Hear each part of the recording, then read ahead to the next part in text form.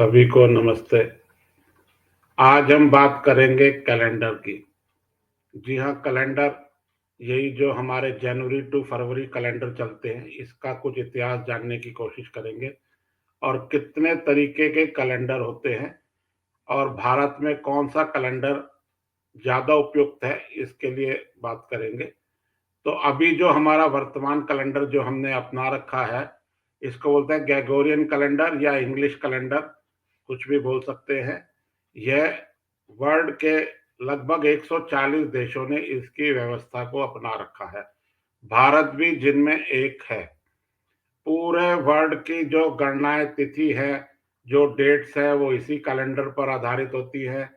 हमारे यहाँ भी जो रिकॉर्ड रखे जाते हैं सरकारी या जन्म के, मृत्यु के, पासपोर्ट, पैन कार्ड, जो भी रिकॉर्ड है उनकी गणना, डेट ऑफ बर्थ सब इसी कैलेंडर पे आधारित है। लेकिन इससे पहले एक हमारा कैलेंडर जो बहुत पुराना था, विक्रम संवत। वैसे तो मैं बता दूं भारत में कई तरीके के कैलेंडर चलते हैं, जिसमें एक एक Gregorian calendar, English calendar, Vikram Samvat, Shaka Samvat, Navroz. Navroz ये पारसियों का होता है। अपना एक जैन कैलेंडर भी होता है जो दिवाली से शुरू होता है। एक हिजरी संवत है, ये मुस्लिम कैलेंडर है। एक नानकशाही कैलेंडर भी है। तो इतने कैलेंडर्स हमारे यहाँ प्रचलित हैं। सब अपने अपने तरीके से इसको चलाते हैं। विक्रम संवत जिस दिन से आरंभ होता है, उस दिन गुड़ी पड़वा भी होता है, जिसको महाराष्ट्र साइड के लोग मानते हैं। और सिंधी समाज का भी नया कैलेंडर इसी साल से शुरू होता है। तो आज हम मुख्यतः बात करेंगे 1947 से पहले, जब भारत एक था, तो भारत में पूरे भारत से मतलब जो अब पाकिस्तान और बांग्लादेश है, उसमें विक्रम संवत कैलेंडर ही चलता था। अंग्रेजों के आने के बाद ये ग्रेगोरियन कैलेंडर या इंग्लिश कैलेंडर, इसको आगे हम इंग्लिश कैलेंडर बोलेंगे, ये उन्होंने प्रचलन में धीरे धीरे लाने लगे और अपने सब काम इसी से करने लगे। इससे भारत में कुछ कंफ्यूजन भी रहता था कि तारीखों का, हमें पुराने लोग बताते भी थे, तारीखों का भी कई बारी दिक्कत आ जाती थी कि भाई ये कौन सी तारीख है, अंग्रेजी कैलेंडर की तारीख है। अंग्रेज आए थे, इससे यहाँ अंग्रेज कैलेंडर लाए थे, इसलिए यहाँ इसको अंग्रेजी कैलेंडर बोलते हैं।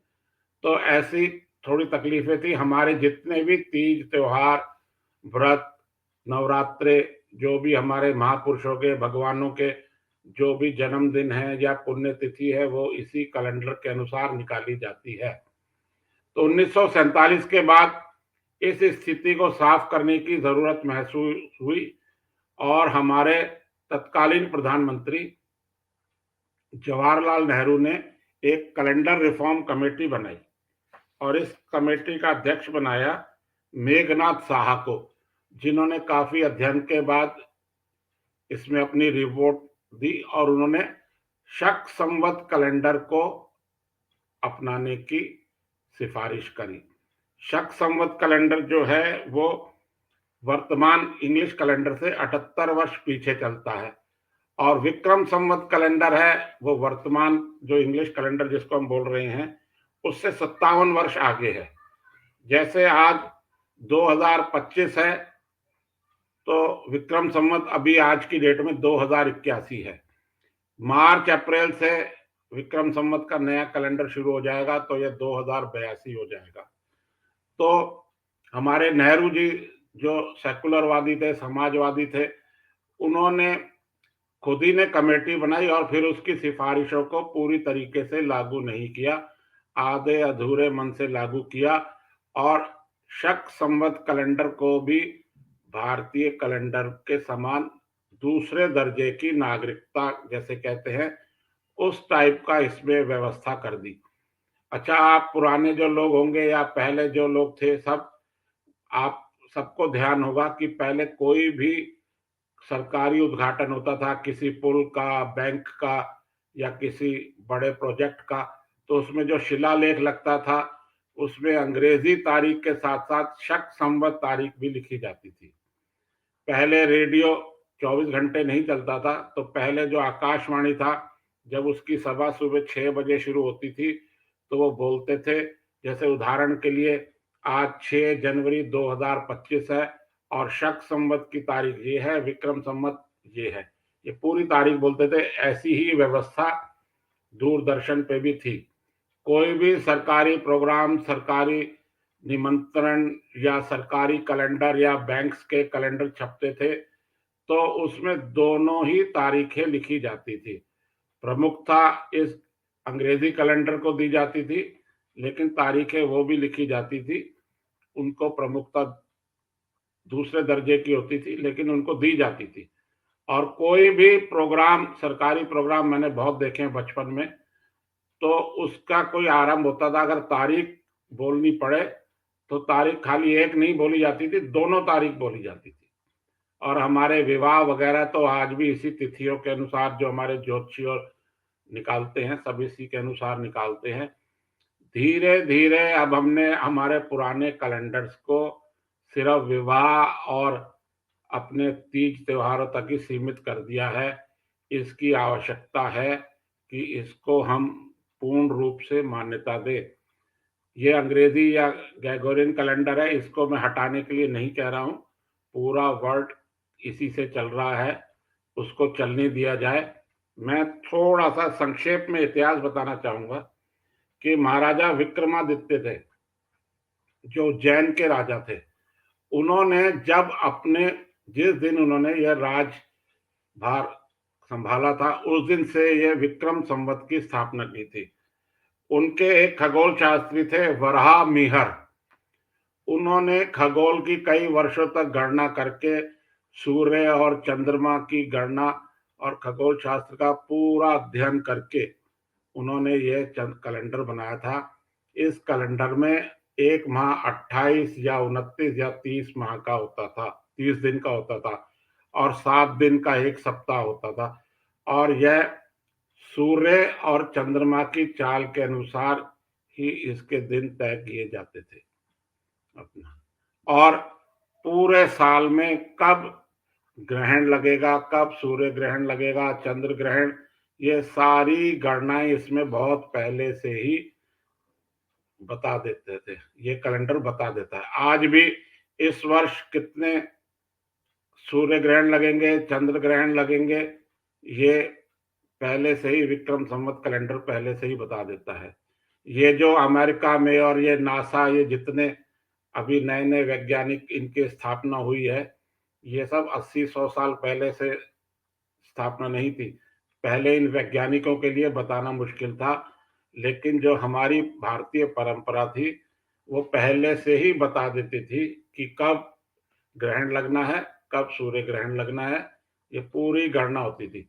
अच्छा, मैं यहाँ इसमें एक आपको छोटी सी एक बात बताता चलूं कि स्वामी विवेकानंद ने जब शिकागो में अपना एक ऐतिहासिक भाषण दिया था, जिसको आज भी सब लोग याद करते हैं, उसके बाद शिकागो में कुछ लोगों ने उनसे पूछा कि आपके यहाँ कुंभ लगता है, कुंभ का मेला लगता है, उसमें लाखों लोग इकट्ठे हो जाते हैं, तो आप उनको सूचना कैसे देते हैं, आप उनको निमंत्रण कैसे देते हैं? तो स्वामी विवेकानंद ने कहा, हम कोई निमंत्रण नहीं देते, हम सिर्फ एक आने का पंचांग हर साल छपा देते हैं। पूरे विश्व को, पूरे समाज को अपने आप पता लग जाता है कि कुंभ कहाँ लगना है और कब से कब तक लगना है, और वो अपने उसी गणना के अनुसार वहां पहुंच जाते थे। तो हमारा कैलेंडर, हमारी पद्धतियां इतनी आधुनिक थी, जिसको अब धीरे धीरे भुला दिया जा रहा है। मेरा ये कहना है कि कुछ जैसे सरकारी कैलेंडर्स में पहले विक्रम संवत, शाक संवत, ये सब लिखा जाता था, वो लिखा जाना चाहिए। रेडियो पर भी आज भी जो सभा आरंभ होती है सुबह, उसमें बोला जाना चाहिए। और जितने भी सरकारी निमंत्रण, चाहे वो कार्ड के माध्यम से या व्हाट्सएप या ईमेल किसी भी माध्यम से भेजे जाते हैं, उनमें भी इस विक्रम संवत को अपनाना चाहिए। और इसके लिए कोई कानून में बदलाव करने की जरूरत नहीं है, ये हमारे कानून में ऑलरेडी इसकी व्यवस्था है। कम से कम जो ग्रेगोरियन कैलेंडर के साथ साथ इसको भी हमारी मान्यता देनी चाहिए। वैसे देखा जाए तो हमारे कैलेंडर उनसे ज़्यादा आधुनिक हैं, लेकिन अब हम उस व्यवस्था को पूरे वर्ल्ड में स्थापित करना फिलहाल संभव नहीं है। हम अपनी व्यवस्थाएँ तो कम से कम कर सकें, स्थापित कर सकें और अपनी परंपरा के अनुसार, जो कि पूरी तरीके से वैज्ञानिक है। वैसे तो भारत में कई तरीके के कैलेंडर चलते हैं। ये 3 कैलेंडर इनकी तो हम बात कर ही चुके हैं। इसके अलावा एक जैन का कैलेंडर भी है जो दिवाली से शुरू होता है। एक नवरोज़ कैलेंडर है, वो भी शुरू होता है। विक्रम संवत तो मैं बता ही चुका हूँ, हिजरी संवत, नानकशाही कैलेंडर, इस कई तरीके के कैलेंडर हमारे देश में चल रहे हैं, लेकिन मुख्य रूप से ये विक्रम संवत और ग्रेगोरियन या इंग्लिश कैलेंडर ही चल रहे हैं। तो हमें हमारी परंपरा पर, हमारे खगोल शास्त्रियों पर, हमारे उस पर राजाओं पर, हमारी परंपराओं पर हमें गर्व होना चाहिए और हमें इन कैलेंडर्स को नहीं भूलना चाहिए। कुछ अखबारों में, जैसे मैं राजस्थान में रहता हूँ, तो मैंने आज खुद चेक किया है, राजस्थान के जो 2 प्रमुख हिंदी के अखबार हैं, दैनिक भास्कर और राजस्थान पत्रिका, उन दोनों में आज भी यह तिथियां लिखी जा रही हैं, लेकिन इंग्लिश के पेपर्स में पहले लिखी जाती थी, अब वो बंद कर दी गई हैं। आप चेक कर सकते हैं। अब सिर्फ वहां यही लिखा जा रहा है, जो डेट चल रही है वही लिखा जा रहा है। अब इसको लिखने से कोई नुकसान तो है नहीं, अगर इंग्लिश वाले भी इसको लिखना शुरू कर दे तो उनको कोई नुकसान नहीं है। उनको भी वो तारीखें लिखनी चाहिए। पहले जितनी भी मैगजीन्स आती थी, चाहे वो वीकली हो या पाक्षिक हो या मंथली हो, उन सब में दोनों तरीके की तारीखें लिखी जाती थी। उस परंपरा को दोबारा पुनर्जीवित करने की जरूरत है। मेरे आज के इस विचार पर आप थोड़ा चिंतन करें और जो ठीक समझे उसको अपना लें। आपने मेरा ये वीडियो पूरा देखा, इसके लिए बहुत बहुत धन्यवाद। Thank you. जय हिंद।